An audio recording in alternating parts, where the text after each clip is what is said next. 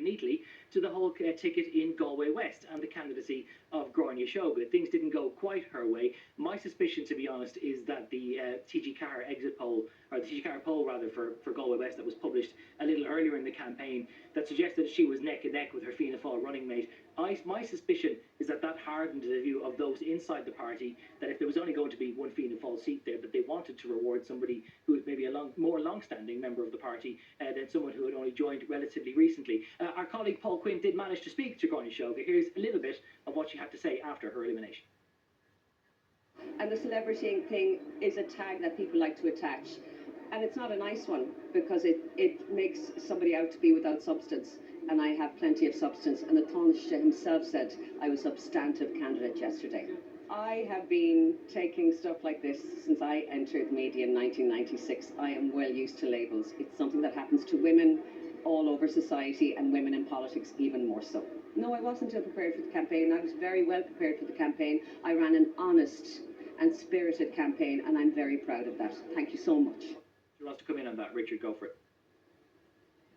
Yeah, I think there's actually something of a bit of a curse. If you go back to previous general elections, well, there's a curse in those TG Carr polls, because they show one picture and then it organises people to try and change the picture in the final days or the weeks of the campaign.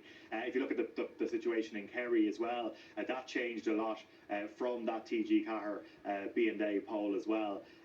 There was a feeling from people in Fianna Fáil on the ground there, and people in Connemara as well, who aren't associated with Fianna Fáil, who were in touch with me, that they didn't like somebody being dropped in, no matter what affinity they might have for Gràinne Seoige. People often do not like people they perceive to be parachute candidates. If you have local councillors who've been busting a gut, doing the work in communities for years and years and years, to have candidates drop in at the last moment or in the final weeks or months of a campaign, that does have an impact in terms of, hey, I don't feel like we're really being listened to here. Zara, just want to briefly, before we go to the next ad break, come to you with that whole question about whether she thinks that there was a gender-loaded aspect to some of the criticism about her being a drop-in candidate. Yeah, look, actually, I was the person who asked Mîcheàl Martin that question yesterday and used the term celebrity candidate, and I suppose I didn't realise, and I apologise if it caused offence. It's just that when you're well known and high profile, I suppose it's an obvious term. It wasn't meant to sort of be an indication of a lack of bona fides for any shape or means. But I suppose, yeah, look, Mîcheàl Martin did say yesterday as well, you have to remember that Eamon O'Keefe, like, they're huge shoes to fill, and I think Richard is right in a sense that, you know, she was quite late on declaring her candidacy. You know, we have to remember that there were, like, I remember somebody canvassing my house back in January. You know, there have been people who've been out on the doorsteps, knocking on doors, trying to get elected to the Dáil long before the election was called. And I do think that voters recognise that. Actually, I was talking to a gentleman here in the Town Centre, and he was saying he's been canvassing for 20 years with one particular candidate.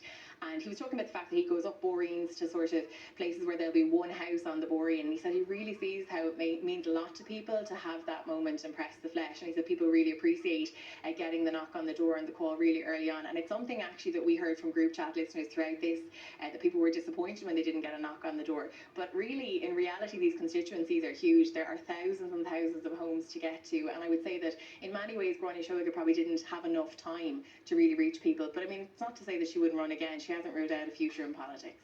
Yeah, wait to see exactly what happens. I got one text from a Fianna Fáil source who simply suggested that if she genuinely was interested in trying to better things for people in her community, there was an argument she could have run in the local elections rather than waiting for a parliamentary election where you're supposedly dealing with national issues rather than local ones.